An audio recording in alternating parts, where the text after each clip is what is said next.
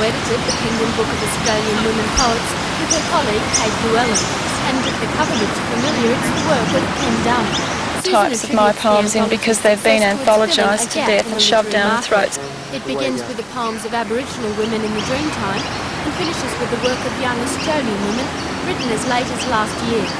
She says that in the past, editors have censored the work of women, featuring only those poems which fit into an accepted stream.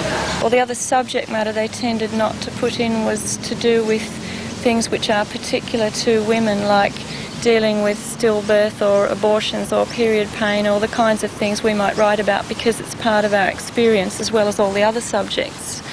It's basically an academic text. Do you think it will have some impact on the way we study poetry in our academic institutions? I think so, yeah. I mean, it presents a whole side of Australian poetry that's really been buried by the history of academic institutions, where most of the people who work there are middle-aged men. While no poem is typical of the anthology, this poem, Eve, by Kate Llewellyn, is a taste of what can be found between the covers. They say the snake tempted her to it. Don't believe it. She bit because she hungered to know the clever thing. She wasn't kicked out, she walked out.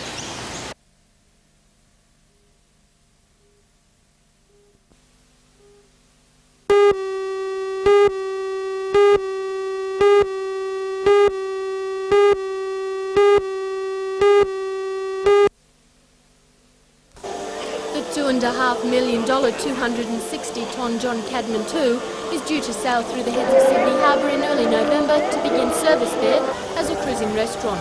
She's been built at Carrington Slipway over the last 12 months and today stood in the shadow of the Lady Hawkesbury, the next in the Captain Cook fleet to come off the dock. The acting general manager of Carrington Slipway, Richard Miller, welcomed the many guests to the launch and introduced Alison Hayworth, the 18-year-old daughter of the owner of the Captain Cook fleet, Captain Trevor Hayworth.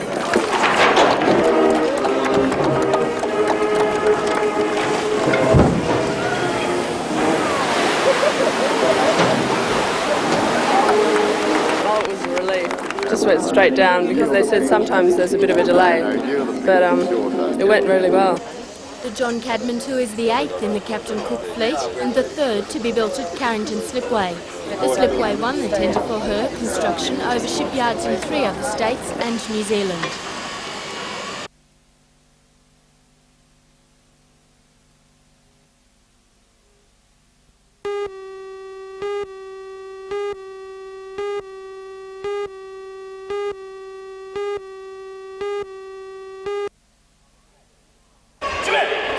Last year, the championships were the biggest in Australia. With 150 competitors today, it still ranks in the top 3 held this year. And following just 2 weeks after the World Championships in Sydney, the competitors were in top form. Each competitor was judged on their performance in the kata, a pre-arranged routine of kicks, blocks and punches, and in the fighting. Seen in action here is Carla Purvis, the current Australian women's heavyweight champion, who took out the Open Women's Trophy today. Greg Taylor from Sydney came first in the Open Men's competition.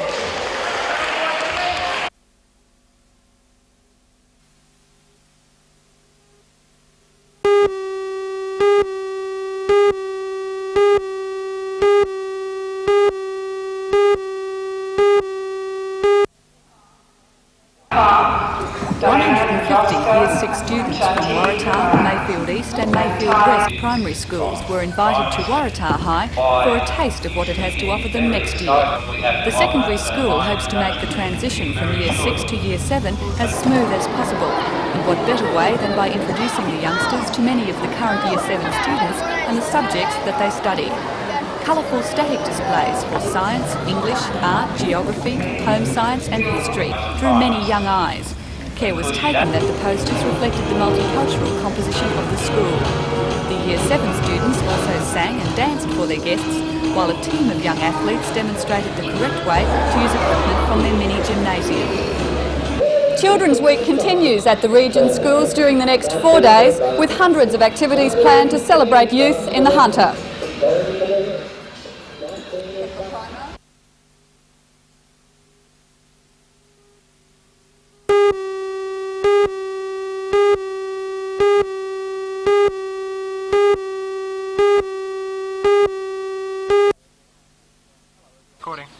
Hello everyone, I'm Mark Warren. Staff here at the Maitland City Bowling Club at Rutherford had a nasty shock yesterday when this giant hole appeared in the number 1 bowling green.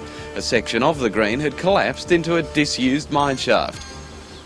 Join Ray Deneen and Anna Manzoni for all the news tonight at 6.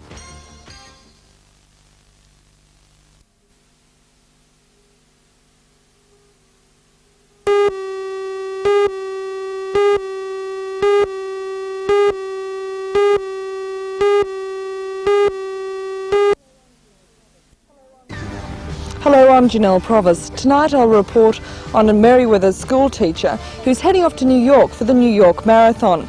She says that she enjoys encouraging the children to gain those kind of heights. Join Ray Deneen and Anna Manzoni for all the news tonight at 6.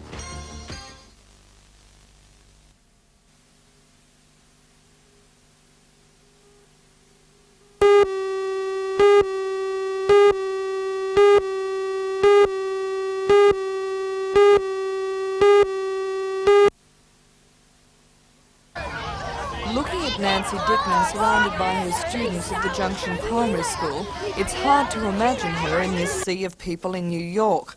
Last year there were some 20,000 runners in the 43-kilometre race, and in 2 weeks' time, Nancy from Charlestown will be competing against the world's best. Well, I'm hoping to run 3.5 hours, but if I run between 3.5 and 4 with travelling, and I'll be happy. But it's just the thrill of competing in that kind of event. And being with so many other people competing, because I train on my own, to be in a run with a lot of other people, one as big as this is very exciting. Nancy, who also works in 2 gyms in Newcastle, hopes she'll be an inspiration to not only her school students, but also those in her aerobics classes. She says that her fiery running ambitions are fanned by love of travel.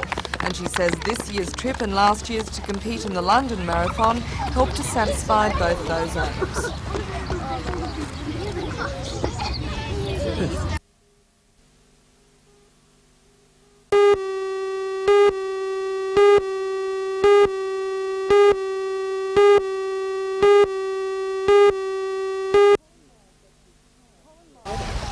Colin Myers left his kayak here at Cole Point on Monday afternoon.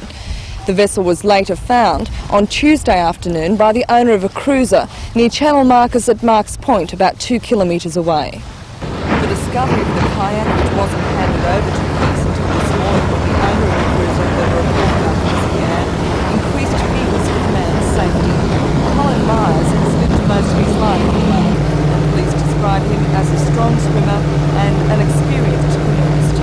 Sergeant Ron McSporran, who was in charge of the investigation, says an extensive search of both the eastern and western sides of the lake hasn't turned up any clues. And down into, unfortunately we have to fear that he has met with an accident, but at this stage of course we're hoping beyond hope that he may be just on one of the small islands around the lake, although most of them have been searched. And you're asking the public for help? Yes, we're asking people that live along the foreshore of Lake Macquarie, and if they have seen or see anything at all that they think is a bit suspicious, to contact either the Toronto Police or their local police station. Police say there was a strong northwesterly wind blowing on Monday afternoon, and it may have swept Myers over to the other side of the lake, to where the water can be choppy in those conditions. President of the Hunter Valley Canoeing Club, Bob Finlay, says even experienced canoeists can sometimes forget just how treacherous the lake can be. I would say so. We become a bit blasé, I suppose, but it brings, I suppose, a tragedy like this to make people realise that, you know, we really should wear the safety equipment, like buoyancy vests and that type of thing. And probably we should notify people where we're going on the lake. You know, if you know the time that we're going to come back, so that if anything does happen, well, you know, you can get straight onto them.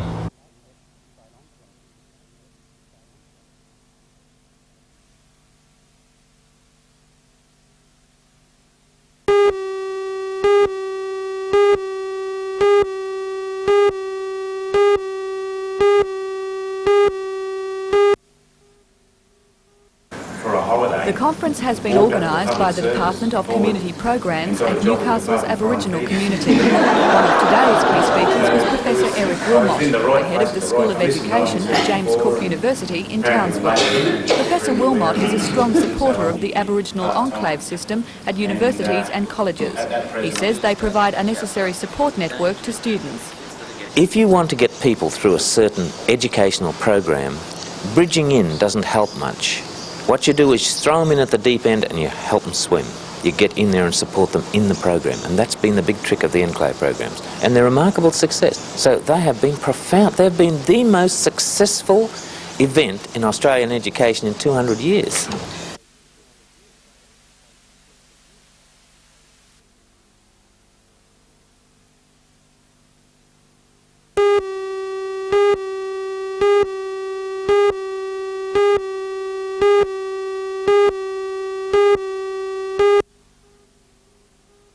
Waiting transfer to Maitland Jail to serve an 8-year term for armed robbery was 22-year-old Peter Blatch. He's described as 180 centimetres tall, of fair complexion and medium build. He's heavily tattooed and police say he's dangerous. Due to appear in court this week over stealing offences was 22-year-old Terry James Daniel Smith. He's 174 centimetres tall and is also described as medium build and heavily tattooed. The two men made their daring escape from the Tamworth police station early yesterday morning. After prizing the lid of a drain in the cell floor, the men used a metal ring to dig around a water fountain set into the wall. The hole left when the stainless steel bubbler was removed was big enough for each man to crawl through, into the adjoining room and out the back door. Despite traffic blocks set up on all roads out of Tamworth, the men were spotted 2 kilometres south of Aberdeen around 7:30 yesterday morning. Today, police across the state were alerted to be on the lookout for them. Police believe that by now the men will be desperate for food, clothing and money. A warning has been given to lock up houses and vehicles. We have alerted police throughout the district with their descriptions. And in regard, should they make an appearance anywhere, we ask if they are sighted by any person out there in the community, not to approach them, but to contact their nearest police station. One of these men is considered to be dangerous and has a history for crimes with violence. Are you confident that you'll make an early arrest with this? Well, we hope so.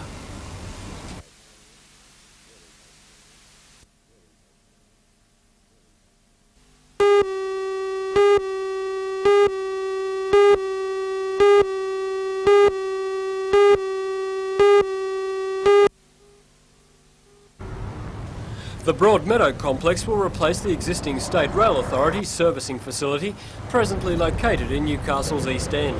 A new maintenance building, a washing and cleaning plant and a workshop and administration building will be constructed.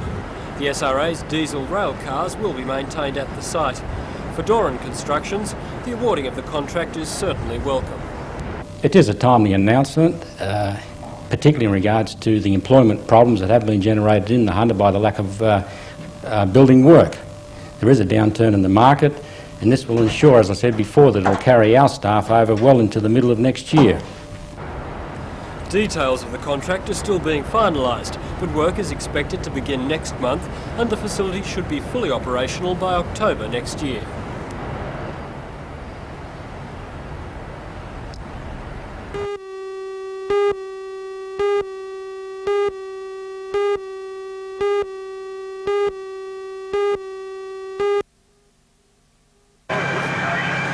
Near West Wall's End, fire raced through bushland adjacent to the Mount Sugarloaf Kart Club and the Cameron Park bike track.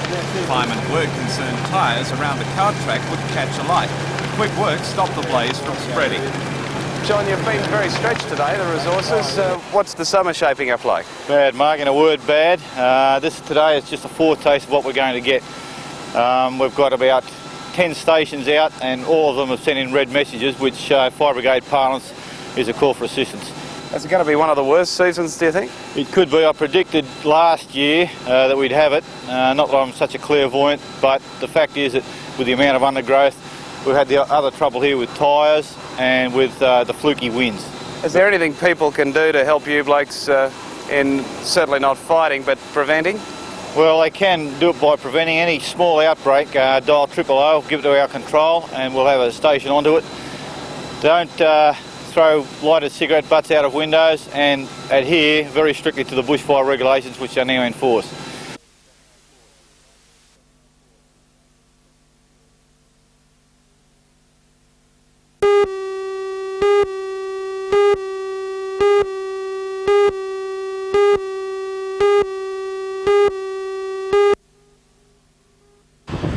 This is the second year the Expo has been held, and according to organisers, it's bigger and better than ever. Displays vary from the mammoth to the miniature and have something to offer every householder. Food slices, musical instruments, furniture, travel ideas, leisure equipment and insurance policies can be inspected with a fine-tooth comb. There are spa pools, water ski equipment and beds all under the one roof at the Broadmeadow Basketball Stadium. The trade fair even offers the perfect cure for an exhausting day's sightseeing. It's a hard life.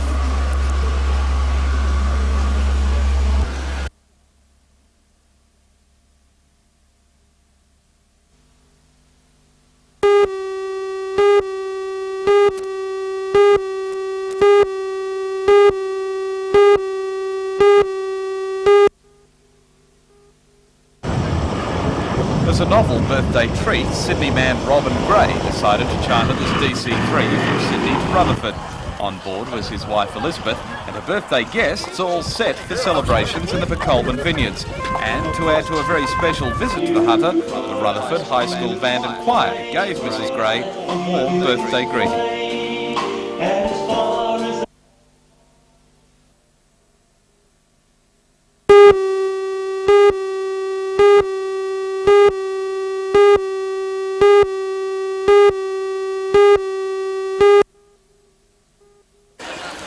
At 9 o'clock this morning, thousands of sixth form students across New South Wales poured into school halls like St Francis Xavier at Hamilton for the first exam of this year's HSC. Around 3 hours later, they emerged from their first English paper with generally good impressions. Oh, it was pretty fair, but there's not enough time in the exam, I don't think. Well, it was quite good, but I just was a bit worried because I ran out of time in different things and didn't plan well enough. Oh, it was quite fair, I enjoyed it, it wasn't too bad. I thought it was fairly hard, but I think everyone thought it was really hard because we ran out of time, most people did anyway. The students had more mixed feelings about the system of continuous assessment, where they're assessed at school over an 18-month period and an exam mark and assessment mark both appear on the high school certificate. The system was intended to remove the pressure from the final exam, and the Department of Education has described it as a success. But these students, the first to go through with the new system, are not so sure. Oh, it's pretty fair because it keeps you working for the 2 years anyway. I don't understand it at all. They explained it to me and I never sort of quite understood what happens. Oh, I think it's a bad idea to continue it. I don't like the assessment idea at all. The assessment system, well, around about the trial time, it did mean a lot of extra work. People were rushing to get assessment tasks in, and they didn't have enough time to study, a lot of people thought, so it did interfere a bit with studying for your HSC. For the students, debate on the assessment system is only of secondary importance now. For most, the ultimate test of their school career is well underway. For the majority of students, the HSC should be over within the next fortnight. That's at least for students who've chosen the common subjects. For students who've chosen 3-unit art or 3-unit Hebrew, the exams won't be over until the final day, and that's on November the 21st.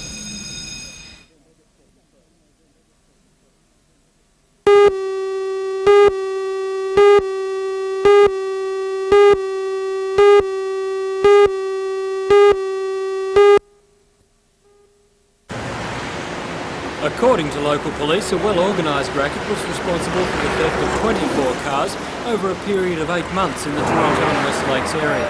Of the 28 people arrested so far, 6 have been charged with stealing the cars. The other 22 are charged with making false insurance claims as well as making false statements to police. The police operation has involved Walls End detectives, members of the Regional Crime Squad and Toronto Police. The NRMA is the largest car insurer in Australia, and Newcastle branch manager Rex Bauer says insurance fraud is a major problem in this state. It's a major problem, Matthew. About $8 million a year is the size of the problem. And how much of a problem is it here in the Hunter Valley? It's a problem which has been confined up till now relatively well to Sydney, but is spreading into the country. So now it is a statewide problem. So how encouraging is it for an insurance company such as the NRMA that a bust this size has been made? We're very pleased, and our insured should be even more pleased, because after all it's the insureds who have to supply the funds to meet the claims. Every time we're able to detect and decline a fraudulent claim, then that quite literally is money that has not been taken from our insured's pockets. Police investigations into the Toronto insurance fraud racket are continuing, and those already charged will appear in various courts over the next month.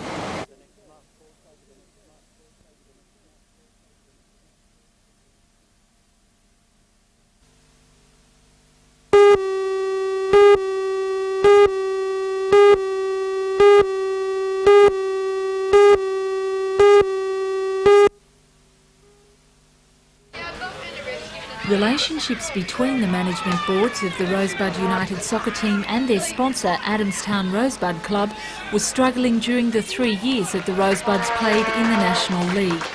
After being dropped from the NSL, the differing opinions came to the forefront last night at the soccer club's annual general meeting. With the team in debt more than $27,000, the sponsor club made it clear that it would not continue its support for the next season. In a majority vote, the members then removed all privileges Adamstown United held in managing the team's affairs. Rosebuds United no longer, the club now has 1 month to find a sponsor or a buyer. At this stage, they have no money and no ground to play on, but they do have a new name. The situation is that Rosebuds United no longer exists. We have a club called Newcastle Soccer Club Limited, which is now completely unencumbered in its constitution. It means that if anybody wished to buy the club or sponsor the club with any terms or conditions, then the club is in a position to be taken over, completely unfettered. In other words, they could do what they want with it.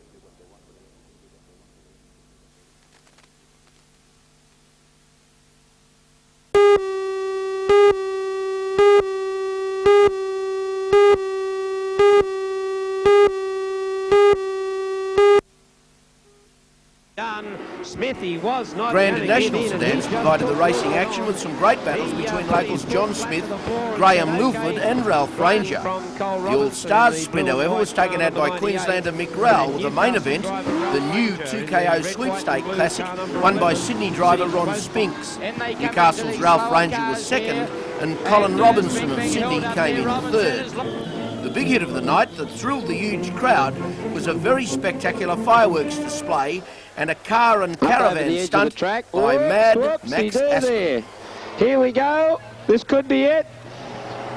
Up. Bang.